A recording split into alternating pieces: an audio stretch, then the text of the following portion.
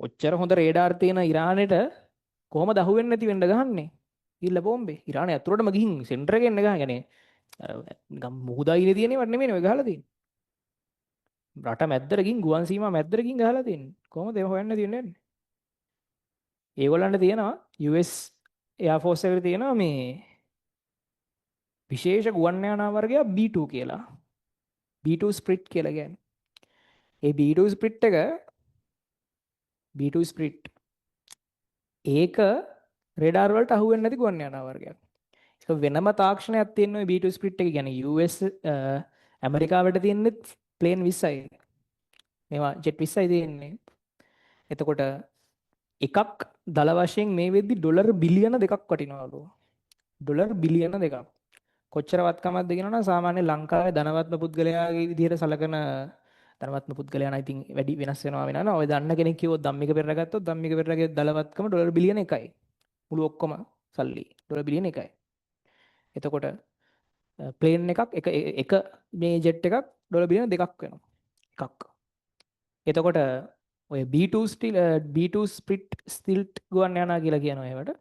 ඒකේ තියෙන සිද්ධිය තමයි ඒක සාමාන්‍ය ප්ලේන් එකක් වගේ නෙමෙයි. දැන් ප්ලේන් එකක් රේඩාර් එකකට අහු වෙන රේන්ජ් එක තියෙනවනේ. කියන්නේ ප්ලේන් එකක් රේඩාර් එකකට අහු වෙනවද නැද්ද කියන එක තීරණය වෙන්නේ මේ RCS කියලා තියෙනවා ප්ලේන් එක. ඒ කියන්නේ රේඩාර් ක්‍රොස් සෙක්ෂන් එක කියලා එකක් තියෙනවා. ඒ කියන්නේ මේ රේඩාර් එක පරාවර්තනය කිරීමට මේ ප්ලේන් එකේ තියෙන හැකියාව වගේ එකක්. ඒ කියන්නේ ප්ලේන් එක ලොකුයි නම් සහ තව සාධක තියෙනවා. ඒවත් එක්ක මේ යන තරංගය වැදිලා ආපහු මෙතෙන්ට එනවා. හොඳට. රේඩාර් ක්‍රොස් සෙක්ෂන් එක කියලා ඒකට කියනවා. රේඩාර් ක්‍රොස් සෙක්ෂන් එක වැඩි වෙන තරමට මේ වදි යන තරංග ගිහිල්ලා ආයිසරයක් මෙතෙන්ට ටක් ගාලා පරාවර්තනය වෙලා යනවා රේඩාර් ක්‍රොස් සෙක්ෂන් එක වැඩි වෙන තරමට. කියන්නේ රේඩාර් තරංග පරාවර්තනය කිරීමේ හැකියාව වගේ. මේක වර්ග මීටර වලින්මයි ඉන්නේ.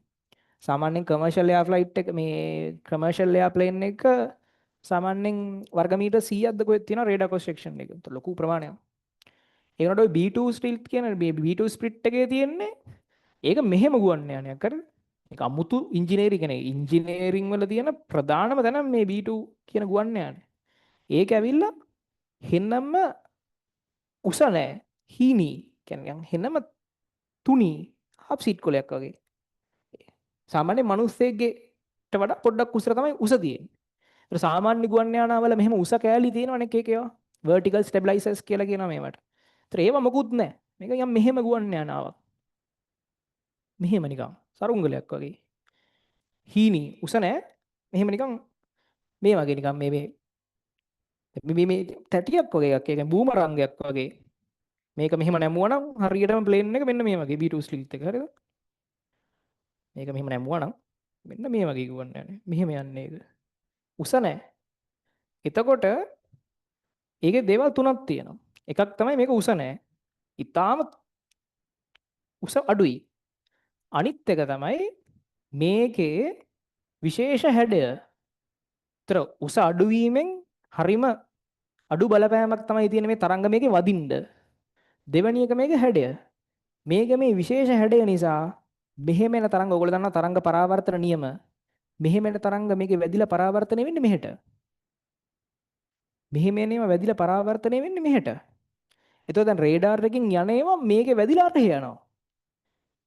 පුළුවන් තරම් මේ රේඩාර් එකෙන් වදිනේවා මේකේ වැදිලා අරහෙට මෙහෙට පරාවර්තනය වෙන විදිහ තමයි මේක මේ හැම අඟලක්ම ඩිසයින් කරද්දි මේකේ ෂේප් එක හදලා තියෙන්නේ මැෂින් ප්‍රෝග්‍රෑම් එකක් සිමියුලේට් කරලාලු ඒ කියන්නේ මැතමැටික්ස් මොඩල් එකකින්ලු මේක හදලා තියෙන්නේ.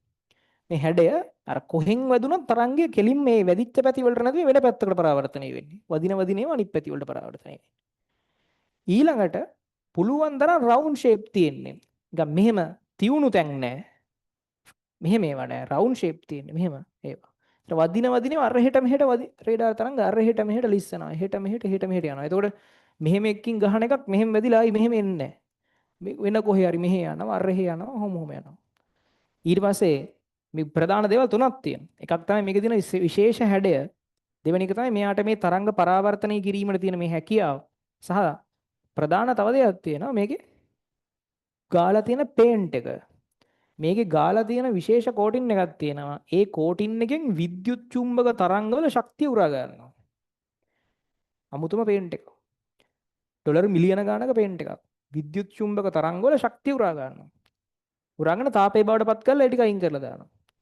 එතකොට මේ ප්ලේන් එකට විද්‍යුත් චුම්බක තරංග ගැහුවට මෙයා පරාවර්තනය වෙලා ආයි රේඩාර එකට යන්නේ නැහැ. මේ ප්ලේන් එක RCS එක දැන් කමර්ෂල් ප්ලේන් එක RCS එක 100ක් විතර වෙනවනේ. අසන්නව මේකේ 0.0.0.1ක් විතර තමයි ඊටත් වැඩි. ඊටත් 0.0.0.1ක් කොහෙද? උන්නම ගානක් තමයි මේකේ RCS එක. ඒ කියන්නේ රේඩාර එකට මේක ඩිටෙක්ට් වුණත් වෙන්නේ මැස්සෙක් කියලා. ඒ කියන්නේ මැස්සෙක්ගෙන් පරාවර්තනය කරන ප්‍රමාණයක් තමයි මේක පරාවර්තනය කරන්නේ. පොඩි මැස්සෙක් පොඩි කුරුල්ලෙක් කියලා වගේ තමයි මේක පරාවර්තනය කරන්නේ. ඒතකොට රේඩාර එකෙන් දැන් රේඩාර එකට ඕන තරම් කුරුල්ලෝ එහෙම අහුවෙනවනේ. ඒතර ඒගොල්ලෝ මේ ප්ලේන් එකක් හිතන්නේ නැහැ සැක හිතන්නේ නැහැ ප්ලේන් එකක් කියලා. කුරුල්ලෙක් වගේ පෙන්වන්නේ මේක රේඩාර එකේ. දැක්කත් දකින්නේ කුරුල්ලෙක් වගේ. B2 මේ ස්පිරිට් එක. එතකොට මේක ඉංජිනේරින්ග් වල තියෙන සංදිස්ථානයක් කියන එක. හැඩය උස අඩු ගතිය ඊට පස්සේ මොකද්ද මේ පේන්ට් එක ඔය ඔක්කොම. ඒතර රේඩාර වල ඩිටෙක්ට් කරගන්න බෑ. ඊට පස්සේ ඔය රේඩාර වලට අමතරව තව සාමාන්‍ය විද්‍යුත් චුම්බක තරංග රේඩාර වලට අමතරව තව රේඩාර ජාති තියෙනවා. දැන් ඔය මෙහෙම B2 ස්ටිල්ත් කියලා එකක් හැදුවට පස්සේ ලෝකේ බය වෙනවනේ. එකපාරට ඇවිල්ලා ගහලා ගියොත් දන්නේ නැහැ රේඩාර වලට හොයන්නත් බෑනේ. ඒතර ඒව නවත්තන්න තව ඉන්ෆ්‍රාරෙඩ් කැමරාස් දාගෙන මේ තාපය ඒ කියන්නේ දැන් ඔය ඔයගොල්ලෝ දැකලා තියෙනවනේ ඔය ක්‍රිකට් මැච් වලෙම තියෙන අර හොට් ස්පොට් කියලා පෙන්නන්නේ. අර රස්නේ තැන් වැඩිපුර හයිලයිට් කරන කැමරාස් තියෙන. රස්නේ තැන්. එතකොට එහෙම කැමරාස් වලනුත් තව සිස්ටම් හදලා තියෙනවා ලෝකේ. ඒතර මේ වගේ ප්ලේන් එකක් ආවොත් දැන් මේකේ එන්ජින් එක රත් වෙනවනේ. රත් වෙන එක හරි ඩිටෙක්ට් කරගන්න කියලා. රත් වෙන එක ඩිටෙක්ට් කරගන්නත් බෑ මේවැ පුළුවන් තරම් එන්ජින් තාපය හානියවම වෙන විදියට තාපය කූල් කරලා එළියට දාන විදියට එහෙම සිස්ටම් දාලා දැන් අලුතෙන් ඩිසයින් කරලා තියෙනවා. ඒතර තාපයත් හරියට නිකුත් වෙන්නේ නැහැ. ඒවෙන් හොයන්නත් බෑ. අනිත් අතට මේකේ සාමාන්‍ය ෆ්ලයිට් එකේ එන්ජින් තියෙන එළියනේ. මේවා එන්ජින් පවා මේක ඇතුලේ තියෙන. එන්ජින් තියෙන්නේ ෆියුස්ලාජ් එක ඇතුලේ. ඒ කියන්නේ මේ ප්ලේන් එක ඇතුලේ තියෙන එන්ජින් එක. එළියෙන් මෙහෙම හුලං අරගෙන එළියට යවනවා විතරයි. එන්ජින් එකක්වත් එළියට පේන්නේ නැහැ. එළියට එන්ජින් එකක්වත් ඒ රොටර් බ්ලේඩ් එකක්වත් පේන්නේ නැහැ. අමුතුම ඩිසයින් එකක් හැම අංගලම්ම ඩිසයින් කරලා තියෙන්නේ ස්ටීල්ත් කියන ටෙක්නොලොජි එකට. ඒ කියන්නේ හැංගිලා ගහන්න පුළුවන් විදියට. ඒ කියන්නේ රේඩාර් මොකුත් දන්නේ නැහැ. එහෙම මෙහෙම වුණා. එකපාරට ආවා ගැහුවා ගියා ආයි යනකනුත් දන්නේ නැහැ. මොන රේඩාර් සිස්ටම් තිබ්බත් මේක හොයන්න අමාරුයි. එතකොට ඔය කතන්දරේ හින්දා මේ B2 එක ඇමරිකාව ළඟ තියෙනවා කියපු හින්දා ඉරානයෙන් මීට ටික කාලයකට කලින් මේ නිවේදනයක් නිකුත් කරා ඒගොල්ලෝ B2 එකක් දැක්කා කියලා රේඩාර් එකකින්. රේඩාර් එකකින් B2 එකක් ඒගොල්ලෝ අල්ලගත්තා කියලා. මොකද විතර ඇමරිකාව චුට්ටක් බය වෙනවනේ. ඒගොල්ලන්ගේ මොකක් හරි අමුතු රේඩාර් සිස්ටම් එකක් තියෙනවා B2 එකක් අල්ලගන්න පුළුවන් වුණා කියලා රේඩාර් එකට. ඒ වුණාට එහෙම ලේසි නෑ B2 එකක් අල්ලන්න රේඩාර් එකකට. රේඩාර් එකකින් අල්ලගත්තත් මේකේ වේගය මැක් 1යි. මැක් 0.9යි මැක් 1කට කිට්ටුයි. මැක් එකක් කියන්නේ මොකද්ද?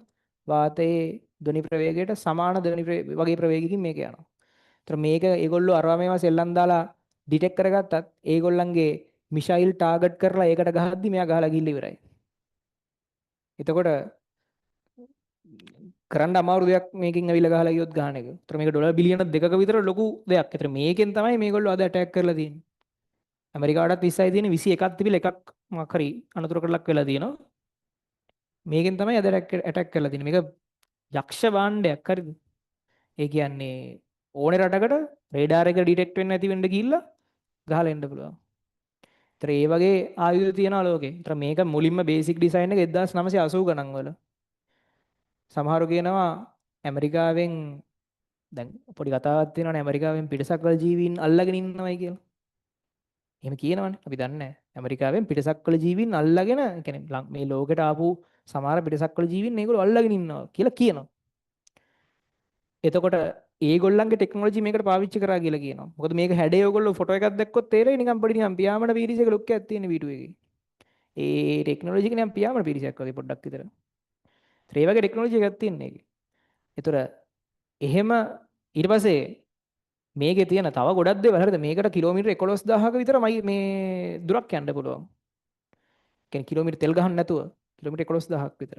ඊට අමතරව ගුවනේදී රීෆෝල් කරන්න පුළුවන්. වෙන ප්ලේන් එකක් මේක ළඟට ගෙනල්ලා ඒකෙන් මේකේ ගුවනේදීම තෙල් පුරවන්න පුළුවන්. මාර දේවල් තියෙන්නේ. ටොන් 10 ගානක බෝම්බ ගෙනියන්න පුළුවන්. න්‍යෂ්ටික බෝම්බ නම් න්‍යෂ්ටික බෝම්බ, සාමාන්‍ය බෝම්බ නම් සාමාන්‍ය බෝම්බ. යුද්ධකදී මේවා එකක් උඩ දැක්කොත් ඉතින් වැඩක් නැහැ කතා කරලා. හරිද? ඒ නිසා මේ ප්‍රබල ගුවන් යානයක්. එතකොට මේක අප්ඩේට් කරලා ඔය 2000 ගණන් වලදීත් මේකට තව කෑලි එකතු කරලා තව ගොඩක් දේවල් තියෙනවා. මේක GPS දැන් ඔය සාමාන්‍ය දැන් ඔය මේකේ හැම දෙයක් ගැනම ඔය ස්ටීල් ටෙක්නොලොජි ගැන හිතලා තියෙන. මේක GPS නැවිගේෂන් නෙමෙයි පාවිච්චි කරන්නේ.